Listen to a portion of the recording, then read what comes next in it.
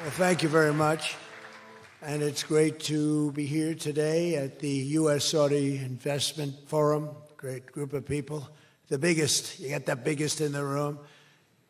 But some of the most talented, maybe most importantly, the word talent, successful and innovative business leaders anywhere on the planet. Whether you have come from near or far, we're delighted to have you invest right here in the hottest country anywhere in the world. Every leader is saying the United States we're the hottest country in the world. We're going to keep it that way too. But this has been, according to those that seem to say it, and I will say it, I would never say a thing like that because I want to be very modest. I always want to be modest as I can. They say this has been the best 9 months that any president has ever had. I'd say that's pretty good, right? But we've had a great 9 months. Now we have to do it more than a few more times. We just have to keep it going. We'll keep it going. I want to thank my friend, a great gentleman, Crown Prince Mohammed of Saudi Arabia, for his bold leadership and deep commitment to the ties between our two countries. Thank you. Thank you. Great gentleman.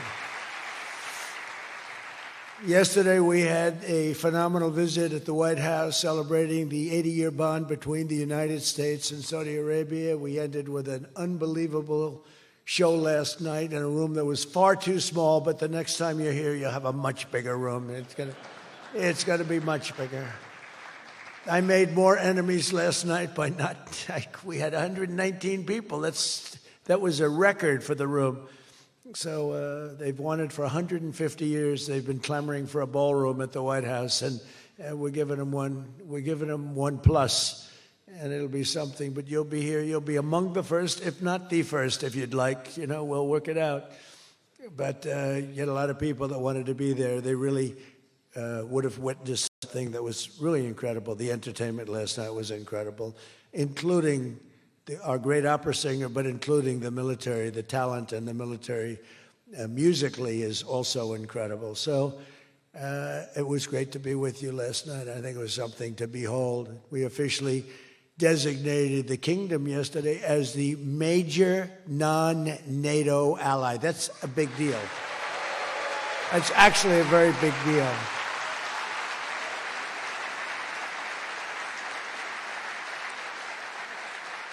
Great honor. That happens seldom, very seldom, if at all. So I just want to congratulate you on that. That's a sign of trust.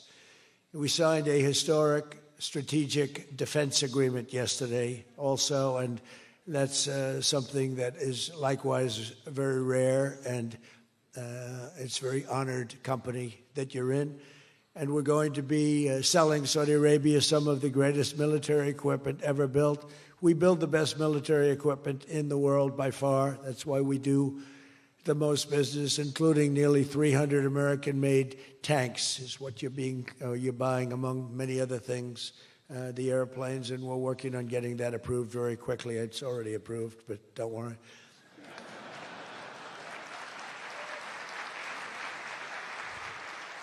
We have to go through a process. The process will take, Elon knows, the process will take about, would you say 24 hours? I think so. You're in good shape, very good shape. The partnership between our two nations is among the most consequential in the entire world, and together the Crown Prince and I are making an alliance stronger and more powerful than it's ever been before. We've had good relationships and, frankly, not good. You didn't have a good relationship with Barack Hussein Obama. You didn't have a good relationship with sleepy Joe Biden. But you had a great relationship with me, and now it's as good as it was, and probably even better if you think about it, because we took the dark cloud away from your country. It was called Iran and its nuclear capability, and we obliterated that very quickly and strongly and powerfully. But that was a real cloud over the whole Middle East, and now they want to make a deal. They want to make a deal. They want to see if they can work out a deal with us, and we'll be doing that probably. But that was a terrible cloud that you had to live with for a long time. 22 years they were thinking about doing that, the B-2s. That was even before the B-2s. Those B-2s, what machines they were, they flew in, they were undetectable, and they dropped their payload, and every single bomb hit its exact mark, which was a shaft going deep into the mountain. And every single one of them hit, and it was total obliteration. And then I was criticized by some of the fake news for saying the word obliteration was too strong, perhaps. They had no idea. Nobody saw it. 3 days later, when the Atomic Energy Commission went, they said it was total obliteration, beyond obliteration, they said. But they want to make a deal. We'll see what happens. This week, our countries also signed groundbreaking agreements on civil nuclear energy, critical minerals, and artificial intelligence. And I want to congratulate a lot of the great American leaders, business leaders that are in the room. And you'll do a great job for Saudi Arabia and for a lot of other people in the room that are buying your product, taking your product, and using your product. All of that is in addition to the $600 billion investment in the United States that Saudi Arabia announced during my unforgettable visit there last spring. Well, I said, could you try and get that up to $1 trillion? And yesterday, the Crown Prince announced that the number that they'll be investing in the United States is $1 trillion. So that's really an honor.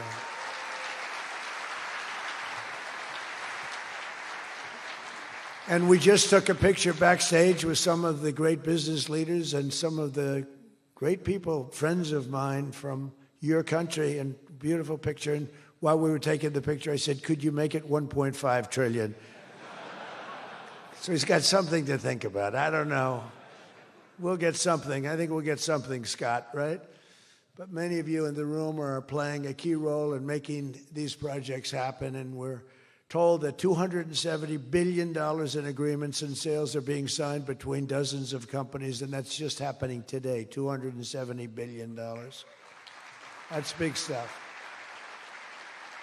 So on behalf of the thousands of American workers who I care about most, I want to thank you for bringing all those jobs and all those great opportunities to America and bringing great wealth to America. We've become a very wealthy country. We have a couple of little things. We're waiting for a decision. We hope that's going to be good, but if it's not, we'll do. We always find ways, we find ways, but we've done things that nobody thought were possible, and we're taking in trillions and trillions of dollars. Tariffs have been, frankly, the best thing that's ever happened to our country. They've always been used against us, and we never had people that were smart enough to use them in the opposite direction.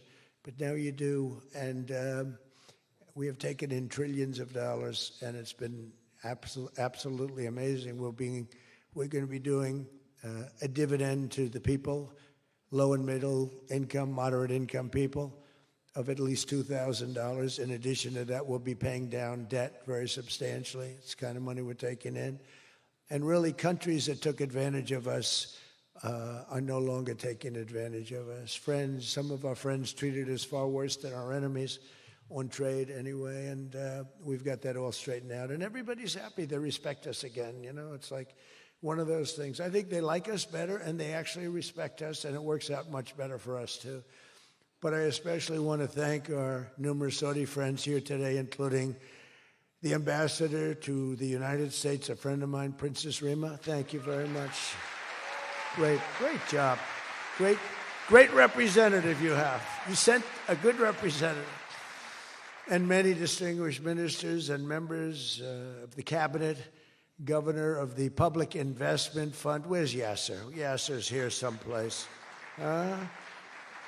Sometimes I see him dressed both ways. I don't know. It's cooler that way. I'd dress that way if I could.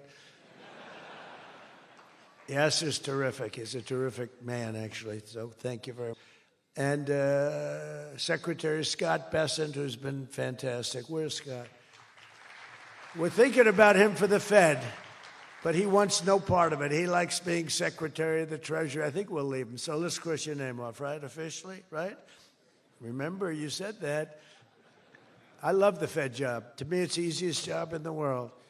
You play golf for 28, 29 days, then you go and make a little speech, tell everybody, in the case of the current guy, the wrong information because he has no clue.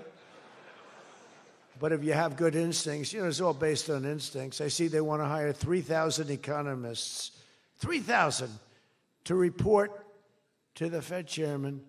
What are they going to do? Take all this information? 3,000 economists. That's why they're spending $4 billion on renovating a building that should have cost $25 million to do.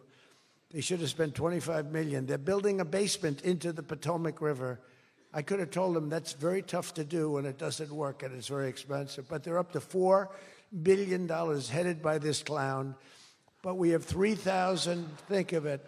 They want to hire 3,000 economists. So they took a poll and they interviewed 71 people. And of the 71 people, 2 people got it right. 2 people. One was a great economist whose name I won't tell you because I don't like him personally, but he is good. And the other one that got it the most right was a man named President Donald J. Trump. Do you believe it? Everyone else was wrong. And I didn't have an economist. Well, I had Scott.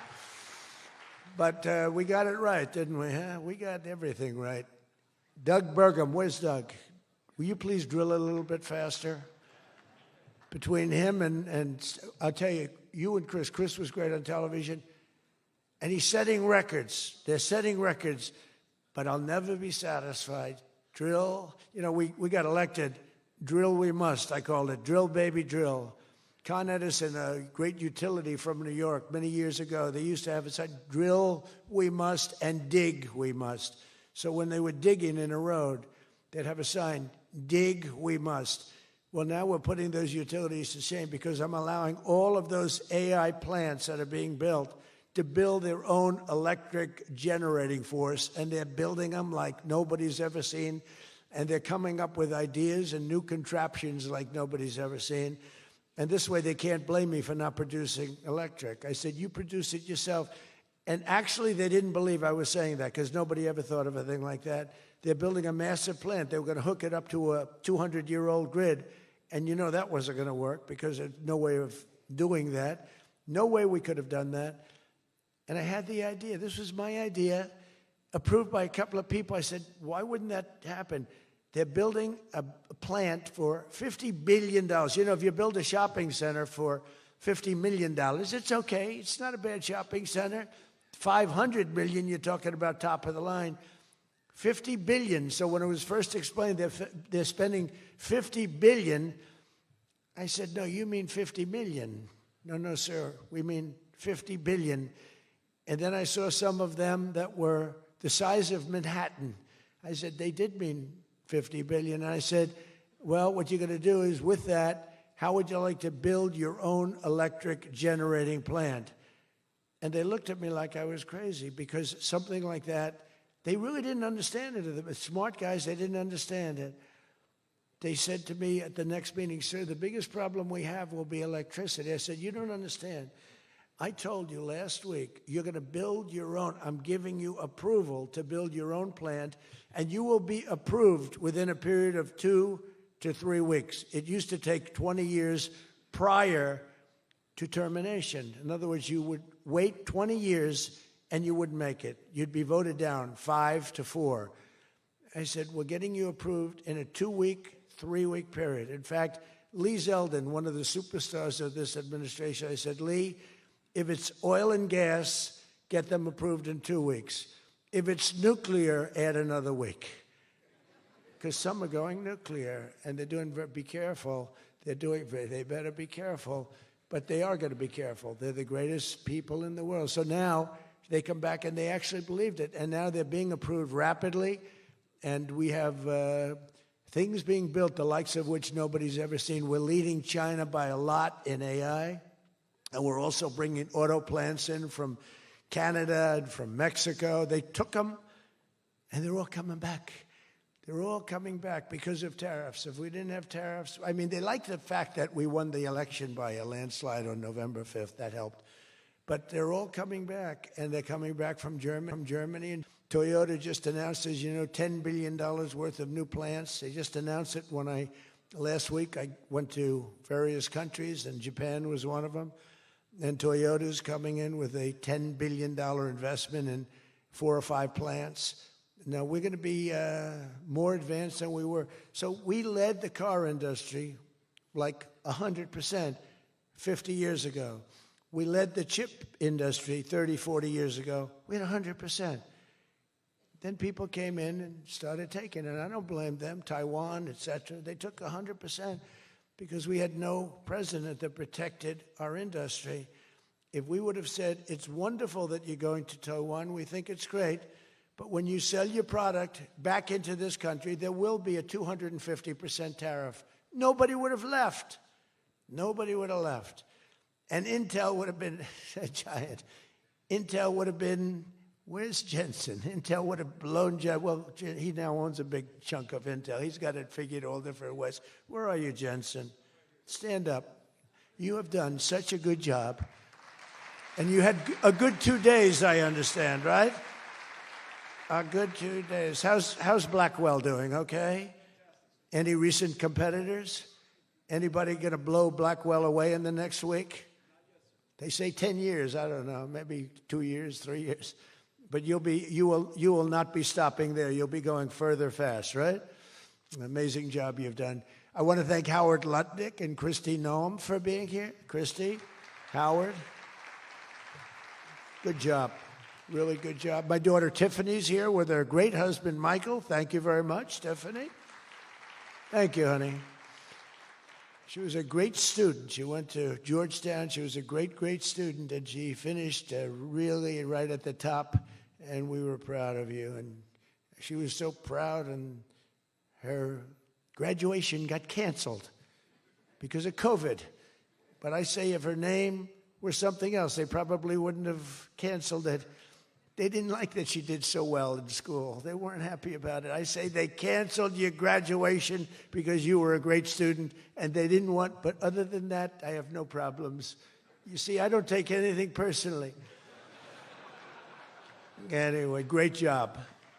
And of course, hundreds of the top minds in technology, finance, and private enterprise from both Saudi Arabia and the United States.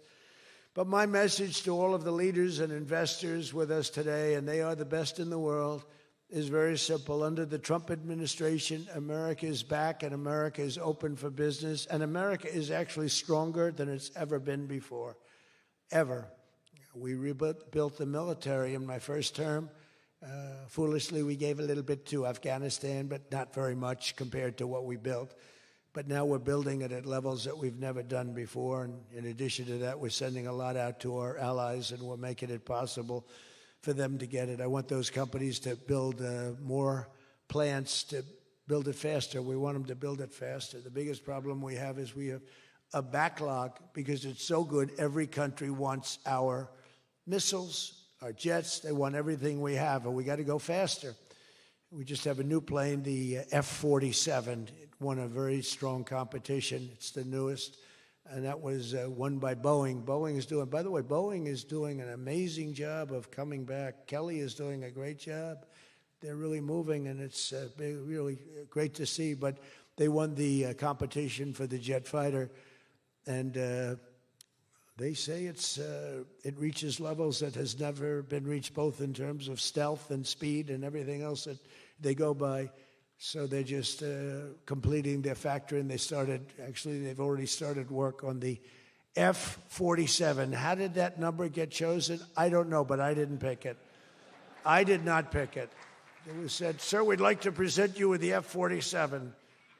I said, that's an unusual number. How did you pick that number? After 4 years of economic nightmares under the previous regime, Sleepy Joe Biden, he was a sleepy guy, wasn't he? Think he would have been here today? I don't think so. Americans have rejected the failed, and they were really failed, far left models that you were looking at of high taxes and massive spending, soaring costs, crushing regulations, and trillions of dollars in green new scams. Everything was a new scam, green, green, green. Look, I'm all for the environmental, everything. I'm all for climate change. You know, they have new word, climate change. It used to be global warming. It's global warming. Well, that didn't work because it started coming down. They did the global cooling thing. Then they just said, we can't keep up with this. It's too much. So we'll go perfect words. Climate change. They're covered. If it rains, if it snows, if it's warm, it's climate change is destroying the world, remember? The world was supposed to have been gone 2 years ago. They gave us 12 years, Howard, to live, right? 12 years. But that was 14 years ago. The world was going to burn up, but it got actually much cooler. They know these people. It's a little conspiracy out there. We have to investigate them immediately. They probably are being investigated. Their policies punished success, rewarded failure, and produced disaster, including the worst inflation in our country's history. We had the worst inflation in history, and now we have a beautiful normal inflation. It's going to come down over the next few months a little bit more, but we have a nice normal inflation. We had the highest inflation in the history of our country. 9 months ago, our country was dead. But now America is the hottest country anywhere in the world. We're the hottest country. I don't care what country you're with. America is the hottest country considered. And we did this in a period of 9 months. We're a little longer than that, but it took me about 2 weeks to get started. We're rewarding those who build and create, invent, and invest in the USA. And you know, our tax, our big, I call it the great big beautiful bill. It's the biggest bill ever passed in the history of Congress.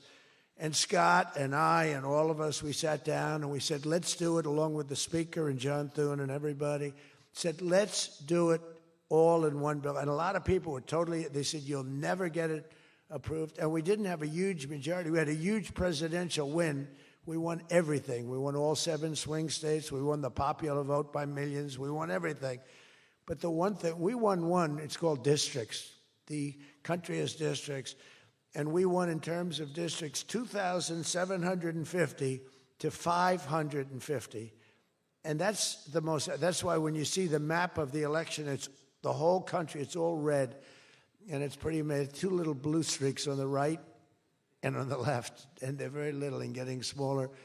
But it's been, you know, it's been pretty amazing. But in 4 long years, Joe Biden secured less than $1 trillion. In 9 short months, I've secured $18 trillion to rebuild our factories, create hundreds of thousands of jobs, and bring back those beautiful words, made in America. So think of that. He did less than $1 trillion in 4 years, and in 9 months, we've done more than $18 trillion, okay? That's called success. And we think that by the end of the first year, it'll be over $20 trillion. So, and thank you very much. You helped with that little boost you gave us, that little increase. We appreciate it so much. We appreciate you. So it's just one example. Under the deals being signed this week, workers at GE Aerospace, I think he's here. Where is he? Stand up. What a job you've done with your new engines. And where are you? You're there.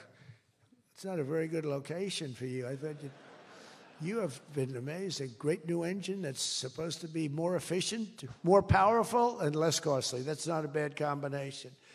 But GE Aerospace will soon be delivering dozens of new airplane engines for 787 Dreamliners in Saudi Arabia's commercial fleet. Big order. It was a big order just secured. Every new job and every new factory created by these announcements builds up our middle class and really strengthens the industrial backbone of America. And, you know, I view it differently. I used to view it as it's great, great, great. The stock goes up. I view it, everything as jobs now because I don't care. I care about jobs.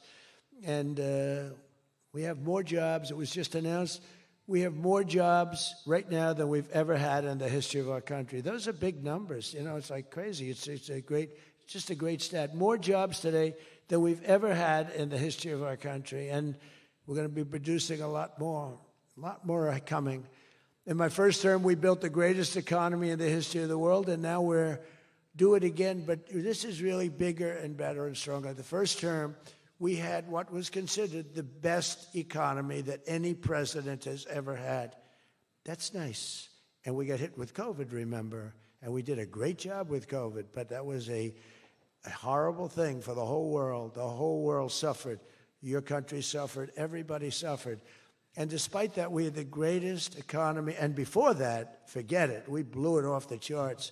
I'll never forget, I met with pollsters the day before I got the news about COVID, but I met with two pollsters because we were starting to think about the next election. They said, sir, if George Washington and Abraham Lincoln came back from the dead and they aligned and they went for the president, vice president as a combination, you'd be beating them by 25 points. And then the next day I was told that something strange is happening. There's a lot of death being reported in a certain country. I won't tell you which one because that country is well represented here, but you know which one. And thousands and thousands of people are dying. And I said, that's strange. What would that be? And it turned out to be a disaster for the world. There's, nothing has been seen like that since 1917.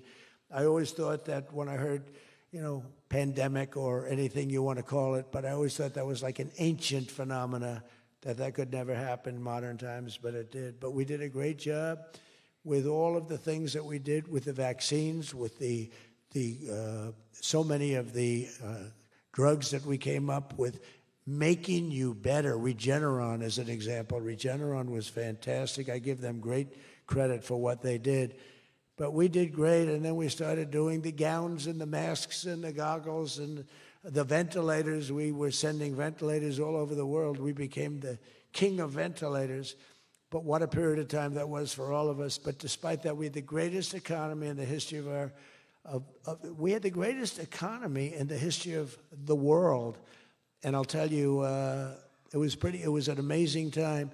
But this looks like it's going to be blowing it away, because when these plants, which are being built now, and many are going to be started very shortly, many, but when they open, we're going to see numbers the likes of which nobody's ever seen before. And, in some cases, you're building extremely complex plants. You're building plants to make computers and to make telephones, to make a lot of different things, missiles. But you're building plants that make things that are very detailed, and you have to have great knowledge. And you're coming here and you find, if we don't have people that did that before, we are allowing you, and I may take a little heat. I always take a little heat from my people, the people that love me and the people that I love. They happen to be toward the right of center, toward the right. Sometimes they're way right. But if you have to bring people to get those plants opened, we want you to do that, and we want those people to teach our people how to make computer chips and how to make other things. You can't come in, and I'm explaining, you can't come in, open up a massive computer chip factory for billions and billions of dollars like is being done in Arizona, and think you're going to hire people off an unemployment line to run it. They're going to have to bring thousands of people with them, and I'm going to welcome those people. Now, I love my conservative friends. I love MAGA, but this is MAGA. And those people are going to teach our people how to make computer chips, and in a short period of time, our people are going to be doing great, and those people can go home where they probably always want to be. When people are born someplace, they tend to want to go, and we have the greatest country in the world, but they want to go. But they're going to do. We had one case in Georgia where a battery factory, batteries are very dangerous to make. They're complex, much more complex than people understand. And they spent $1 billion to build a factory, and they were told to get out. And I said, stop it. Don't be stupid. And we worked it out. And now they're teaching our people how to do it. But they're going to have to spend, Jensen, I don't think you can open up a big plant with your friend from Taiwan where we're going to have 40 or 50% of the computer chip business I don't think you can do that with people that don't even know what a chip looks like. Do you agree with that? So somehow, the people that are against us are really, really smart. They're unbelievable patriots, but they just don't understand. Our people have to be taught. This is something they've never done. And we're not going to be successful if we don't allow people that invest billions of dollars in plant and equipment to bring a lot of their people from their country to get that plant open, operating, and working. I'm sorry. So my poll numbers just went down, but with smart people, they've gone way up. They've gone way up. And I mean that. So for those of you that are doing the plants, you're going to have all the help you need, and you're going to do a great job. And you're going to teach our people how to do it, and our people are going to be just as good as your people ever were in not such a long period of time. Since the election, the stock market has set, and this is a little more than 9 months, 46 all-time record highs. And the growth is now amazing, and it's lifting up the Americans and American economy like nobody's ever seen before. It's the biggest. There's never been a period of time like this. Wages for hourly workers are rising at the fastest pace in 60 years, and real wages for construction workers are up $2,200 a year, and that's good, and that's spending. They're going to spend. They're going to buy many of the things that you're making. In 9 months, we've lifted over 600,000 Americans off food stamps, and that's happening rapidly. You know, when we had the problem 2 weeks ago on the SNAP, and they talked about all of this, the numbers. So when I left, which was a rigged election, by the way, but that's okay. You know, they used to go crazy. I'd say rigged, nobody complains anymore because now they realize it was, and it's been proven, and it continues to be proven.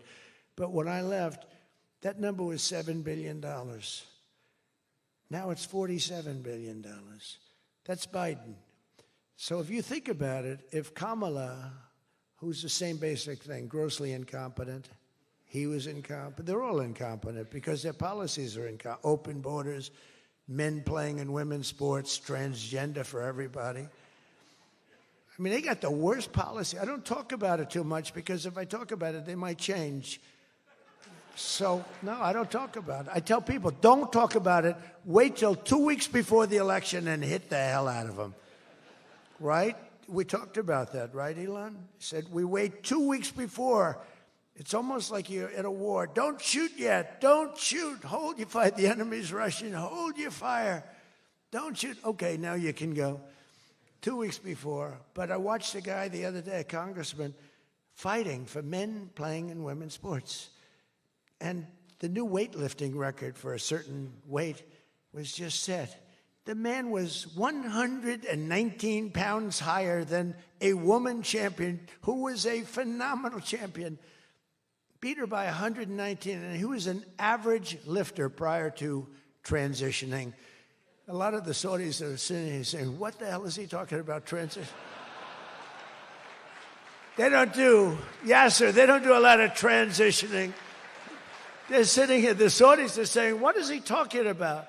They're saying, what do you mean women are playing against men? No, that doesn't happen, does it? Yeah, it does. These people are crazy.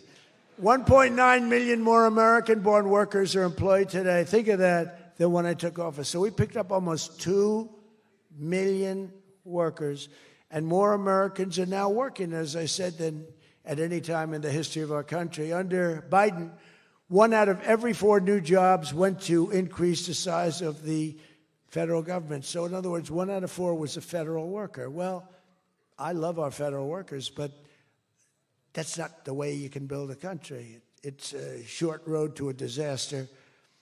Under my administration, 100%, think of that, of all new jobs created came out of the private sector.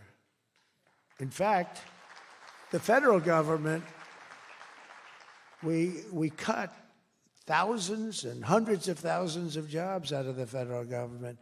Now, if I wanted to do something for purely political reasons, I'd say, Susie, let's hire a couple of million federal workers. And you know what happened? Unemployment is unbelievable. We don't do that. They did that. They used to hire workers in order to fudge up the numbers. The federal workers. By the way, Susie Wiles, most powerful woman anywhere in the world by the biggest, most important magazine. Susie Wiles, she had a father, Pat Summerall, the great announcer, football. He was a great football player, became an even greater, the voice of the NFL, and he was supposed to be a tough cookie, and I believe it 100%. Most powerful woman in the world. She can take out a country, take out a country with one phone call. That's power. I don't know if I could do that, but she could. Thank you, Susie. Do you feel good about the job you're doing? Huh? She's never going to be satisfied. She's doing a great job. We're also making incredible strides to make America affordable again. That's a new word that they're using. Affordability, they talk. They had the worst inflation in history. They had the highest prices in history. The country was going to hell. The only thing that we're going up in is our stock market, okay? The only price that we really have, I mean, we're bringing prices down, but they came up with a new word, affordability. And they look at we were all about affordability, and everyone assumes that that meant that, no, their prices were high. If you look at the numbers, since I took office, core inflation is now below 2.7%. It was at numbers that nobody had ever seen before with them. Walmart just announced that the cost of their standard Thanksgiving meal is reduced by 25% this year from last year. So they make, look, the Democrats, I don't know, some of you are probably liberal Democrats. I don't know about in your country. I don't know if you know that word, liberal. The word liberal doesn't exist. But they have a new word now. You can't use liberal. You have to use the word progressive. And I don't like using it. It's a beautiful word, progressive. Progressive, that's not them. They're regressive. No, they're regressive. Think of it. So if I don't get in, we have $20 trillion. Let's say she gets in. Instead of $20 trillion, you'd lose $10 trillion, and your welfare and other benefits would go up by 30%. Look at SNAP. Look at what happened there. From 7 million to 47. From 7 billion to 47 billion, it would be that. So we would lose business, countries and companies and people would flee our country. They would flee, and all of the other things would go up. In other words, would end up with a shell of a country, and I'm being nice when I use the word shell. This country would have been in big trouble, and I don't want to get him in trouble. But that gentleman right there, the most respected man in the room, that's today because we're here. Most respected man, I have to say that. Don't worry, when I'm with other countries and the leaders sitting there, I say the same about them. Don't worry. Don't get carried away. No, the most respected, one of the great leaders, he told me when I was in his country, he said, and I use it all the time. Sometimes I refer to him because I have great respect for him. I figure it sells better. But he said exactly these words. He said, it's amazing what you've done. 1 year ago, your country was dead, and now you've got the hottest country in the world. You were the first one that said that. And I've used your name hundreds of times. I use your name, I say, that king of Saudi Arabia said. But anyway, but it's true. We were a country that was in really bad trouble. We were a country that would have been dead, I believe, within a year or 2 years after the election. We were headed in a very bad direction. And now we're headed in the best direction, I think, that we've ever been headed. According to the USDA, Turkey is down, think of that, 33%.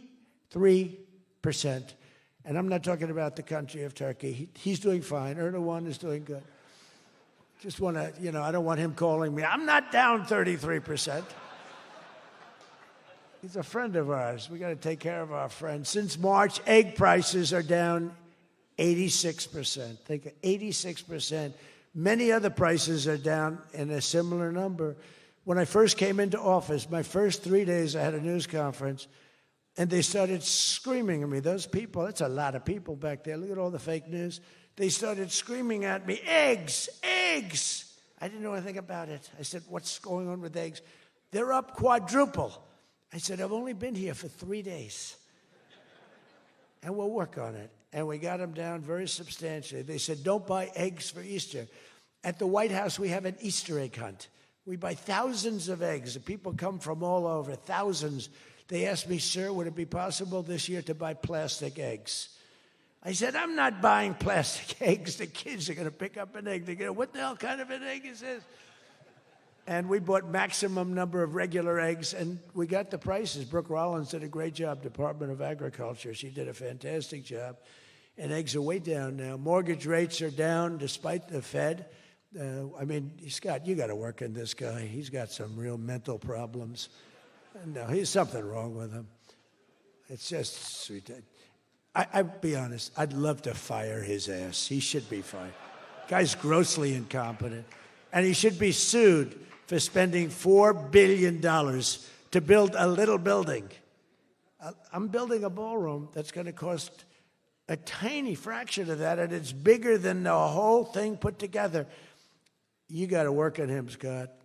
The only thing Scott's blowing it on is the Fed. Because the Fed, the rates are too high, Scott. And if you don't get it fixed fast, I'm going to fire your ass, okay? I can't tell you, Scott, sir, don't fire him. Sir, please don't fire him. He's got 3 months to go. Don't fire him. I want to get him out, Scott. Please. He's the voice of reason. You're very lucky you have him, I'll tell you that. Done a good job. I think Howard's a little bit more for firing him. Right, Howard? I think Howard would say, get him the hell out of there. Anyway, well, congressional Democrats wanted the largest tax hike in history. They wanted to raise your taxes by 42%, 44%. I proudly gave you the largest tax cuts in American history. Don't forget, the great big beautiful bill doesn't kick in until January 1st. So all these numbers that you're reading about, all these great numbers, that's without the tax cuts. The tax cuts take effect on January 1st, and that's no tax on tips, no tax on overtime, and no tax on Social Security for our great seniors. Even people that go buy a car, they've never had this. You know, middle-income people don't know what the word deduction is. They don't know. This room, they live on deductions. Me too. How much of a deduction do I get?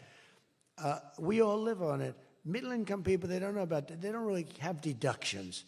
We're giving them a deduction on the interest if they buy a nice Tesla car and they borrow the money. You're so lucky I'm with you, Elon. I'll tell you, has he ever thanked me properly? Although I do let him buy other than electric cars, but these are minor details. You know, we had a mandate, which even Elon thought was ridiculous, that everybody has to have an electric car by 2030.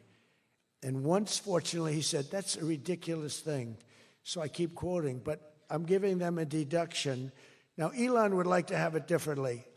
A deduction only if you buy a Tesla, right? But we'll let it be for everybody. But think of it. You get a deduction on the loan, on your interest payment. I think that's going to be an unbelievable boon to car sales. I think it's one of the biggest things, and we'll see, but I think it's going to be. And the biggest thing I've done for business and jobs is deductibility, where all of that money that you're spending, 100%, think of it, expensing for all new equipment purchase, factory construction, including structure. Every single thing you're allowed to deduct, expensing 1 year. And that's what made our first tax bill, in my opinion, more than anything else, bringing your money back in. We have that, we have everything. Trillions of dollars, hundreds of billions, but trillions of dollars. Apple alone, Tim Cook brought in hundreds of billions of dollars. You couldn't do it under the old tax code. You'd have to pay so much tax, and just the bureaucracy of it. We made it very simple. We charged a fair rate, and we took in billions. Well, we have that. But the expensing, to me, was the thing that made it so successful. And the other thing is all of those tax cuts that we got, that was the largest tax cut in history. On top of adding to those cuts, we extended the original tax cuts. If we didn't extend, you would have had about a 58% tax increase from that point, and we were able to get that extended. So I want to thank the Speaker of the House, and I want to thank John Thune. And a lot of people thought that bill, because we put everything into that one, we took 4 years' worth of things, and we put them into the great, big, beautiful bill. And we got it passed. It was close, like about a quarter of a vote. It was on fumes. We thought for a couple of moments we were not going to be able to get it. Then we would have had to have it in 9 or 12 or 14 different bills. And I don't think we would have gotten many of them approved. We would have gotten some easily approved, but some we would have gotten no votes on. By putting it all together, we got everything. And it was a great job, and I think someday it's going to be appreciated. But among other things, it's the biggest tax cut in history for people and for businesses. So just enjoy it and think of me every once in a while when you're hiring new people and making a lot of money. You just think about us. But I'm cutting a record number of job-killing regulations. That's the other thing. And I've already slashed more than $1 trillion worth of regulations this year. My last term, I gave the largest regulation cut in history, and now we're doing it again. In fact, for every new regulation, they're mandated to cut 10. And so far, it's for every new regulation, they've cut 30. So they have the idea. And very importantly, we stopped Joe Biden's radical crusade to kill oil and natural gas. Somehow, I don't think Saudi Arabia would like me too much if we decide to kill oil and natural gas. There's nothing like it. It works. Windmills don't work. Other things, I don't want to get into it too much, but they don't work. What does work is natural gas, oil, nuclear, and other things. But the windmills are a disaster. I am the biggest negative person on windmills. They ruin your locations. They ruin. When I look at some of these countrysides that are littered with windmills, and every time it goes around, you lose money. The country loses money. It's a disaster. And I just hope that some of these countries that are losing their ass, we have countries that are going bankrupt because they're putting windmills all over the place. You're supposed to make money with energy, not lose money with energy. And we talk about oil, and we talk even clean, beautiful coal. I said, you're not allowed to mention the word coal unless you precede it by saying clean, beautiful.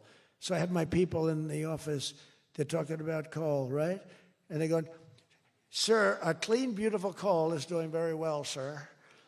And then 2 minutes later, clean, beautiful coal. Then he mentions the third time, sir, coal. No, it's clean and beautiful. Because it needs a public relations help. Coal needs a little help, public relations-wise. So we refer to it as clean, beautiful coal, and it does have its place, that I can tell you. But we're streamlining permitting for all new energy projects, all new mining projects, and what used to take 28 days is now down to very little.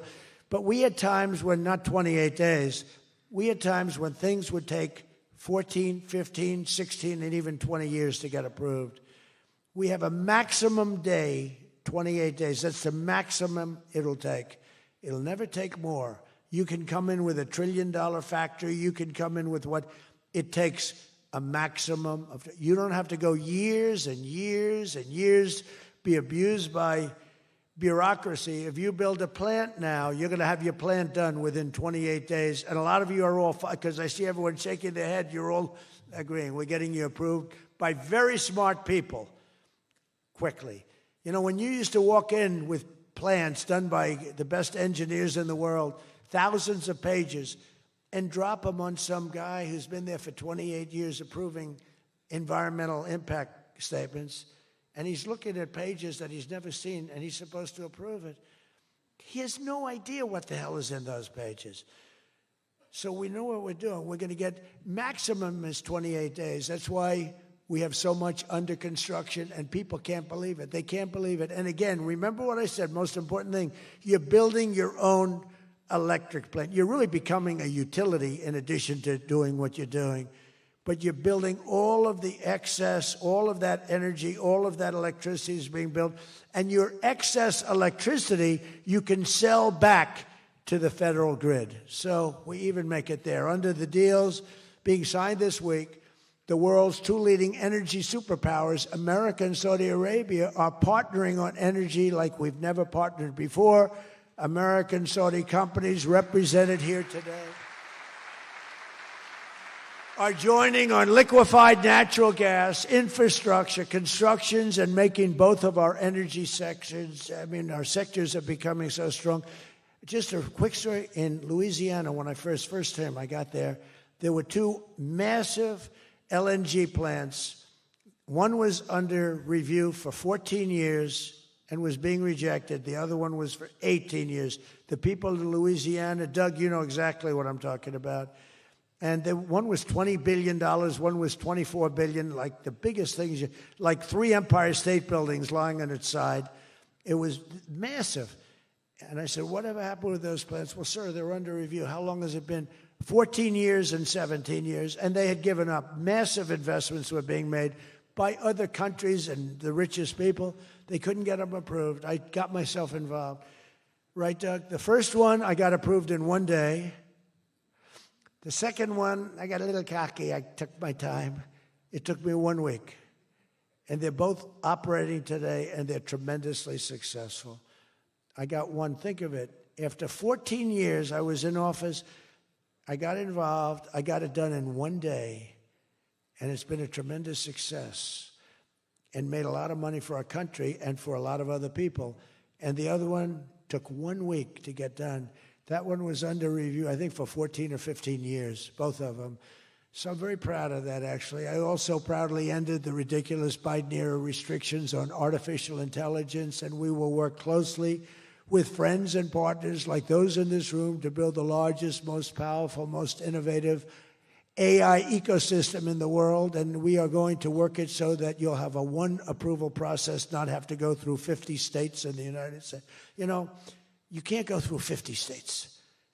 You have to get one approval. 50 states is a disaster because you have one woke state and you have to do all woke. You'll be back into the woke business. We don't have woke anymore in this country. It's virtually illegal. But you'll have a couple of wokesters, and we don't want to do that. We want to get the AI done, and I'm working with David. David's done a fantastic job. If he's here, I think he is. He is. Thank you. David's done a fantastic job. But we want one approval, one, and hopefully you have the right guy in the federal government. Hopefully you have the right president, but you have one approval, one approving body, not 50, not, hundreds of people all over the country looking at what you're doing. And basically you're forced to take the worst and the most onerous, right, Jensen? Are you happy with that, Jensen? Thank you. If Jensen's happy, I'm happy. But what's very important, we have to do that. And we have a couple of very good, very well-meaning senators that think every state should have a right to approve. We're not going to do that because that will not allow you to do what we have to do. And we'll get that straightened out. Together, the United States and Saudi Arabia are unleashing really the most incredible new prosperity together. And we're also making history and forging peace. And I've settled 8 raging conflicts, 8 wars. I've settled 8 wars. I have one to go. You know what that one is. I thought that was going to be my easy one because I have a good relationship with President Putin, but I'm a little disappointed in President Putin right now. He knows that. I thought that was going to be the easy one. I settled one war, 36 years. I got it done in 1 day. I had another one, 32 years, millions of people killed. Even Congo and the Rwanda, they had 10 million people killed. It was out of control. I got that settled. I have a man's father who happens to be in this room doing a great job, right? Got that settled. I settled 8 wars, and I'll tell you, His Majesty would like me to do something very powerful having to do with Sudan. It was not on my my charts to be involved in that. I thought it was just something that was crazy and out of control. But I just see how important that is to you and to a lot of your friends in the room.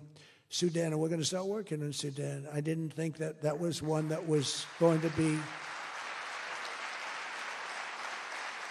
so easy to do, but we're going to start working. Mohammed said, yeah, thank you. Thank you to you.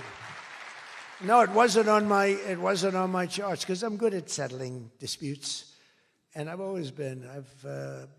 I've done very well with that over the years, even before this. But I was talking about the different wars, and look, India, Pakistan, they were going to go at it, nuclear weapons. I said, that's okay, you can go at it, but I'm putting a 350% tariff on each country, no more trade with the United States. No, you can't do that. I said, I'm going to do it. Come back to me, and I'll take it down. But I'm not going to have you guys shooting nuclear weapons at each other, killing millions of people, and having the nuclear dust floating over Los Angeles. I'm not going to do it. They said, we don't like that. I said, I don't care if you like it or not. So I was all set. I told Scott, 350% tariff to settle that war. If you don't, we'll make a nice trade deal. They were in the midst of a deal. Now, no other president would have done that. Another guy would have, like Joe Biden, doesn't even know what countries we're talking about. He wouldn't have any idea. There'd be no tariffs, no nothing. Just the whole world would go to hell. But no, I used tariffs to settle all these wars. Not all of them. 5 of the 8 were settled because of the economy, because of trade, because of tariffs. So I did this. But, and then I'll tell you what, the Prime Minister of Pakistan called me. Thank you very much. He actually said, I saved millions, and he said it in front of Susie. He said, President Trump saved millions and millions of lives. He doesn't even know that, but he saved millions of lives, and he talks about it. And I got a call from Prime Minister Modi saying, we're done. I said, you're done with what? We're not going to go to war. I said, thank you very much. Let's make a deal. But I saved a lot of people, millions of people, on many other wars. Azerbaijan, you know what was happening there? I settled that. That was going on for many, many years. Actually, Putin called me. He said, I can't believe you got that one settled. We've been trying to settle that one for a long time. I said, don't worry about that. Just let me settle your frickin' war, okay? You don't have to help me. I don't need any help. I need help with your war. And it'll get done. But working with the Crown Prince was amazing because he mentioned Sudan yesterday. And he said, sir, you're talking about a lot of wars, but there's a place on earth called Sudan, and it's horrible what's happening. And I viewed it as being just sort of a freelance, no government, no this, no that. And he explained the whole culture and the whole history, and it was very interesting to hear. Really amazing, actually, to hear. And, you know, we've already started working on that, okay? He said that would be the greatest thing you can do. That would be greater than what you've already done. That was your expression. Is that a correct expression? Pretty good. So we're working on that. We started about 30 minutes after you explained to us the great importance of that. I view it differently now than I did just a day ago. But we also, as you know, we had a historic ceasefire. We ended the war in Gaza. And 2 days ago, incredibly, the United Nations Security Council backed the Trump peace plan, and we have a great peace plan. We have peace in the Middle East. This is a strong peace, too. They say, oh, it's tentative. It's not. This is a very strong peace. We have 59 countries signed on. And when there's problems, I'm getting calls from countries. They want to go in and lead the fight to solve the problem if we have any problems. But right now, it's looking very good and endorsed. They endorsed the United Nations, what's called the Board of Peace, chaired by a person called Donald J. Trump. I accepted the chairmanship. They asked me to be chairman. That's what I needed. It's just a little more work, but it's a great honor. That'll be the greatest board ever assembled. When do you see this board? This board will blow every board away, and I believe we're going to be lucky enough to have the Crown Prince be a very distinguished member of the board, but we're going to have the heads of the Board of Peace, and I think it will go long beyond Gaza and the Middle East. I can see that going long beyond. There'll never be anything like this in terms of, I know you all have wonderful boards, but this is going to blow it away. It's going to blow them all away, and it's going to do some really good. So in the coming months, the Crown Prince and I are going to ensure that the ceasefire and everything else that's going on that's so positive in the Middle East, hard to believe. I mean, I've grown up, peace in the Middle East. I used to have peace in the Middle East, but never happened. We have peace in the Middle East. It's an amazing thing. Nobody thought, 3,000 years they talked. Nobody thought it would happen. In just 9 months, our administration has achieved more than most other administrations achieve in 8 years. And we're leading again in just every country. We want to win. We want to win for you. We want to win for ourselves. We want to help our allies. We want to change our enemies. We want to change our enemies. I'm being nice when I say it that way, but we want to change them.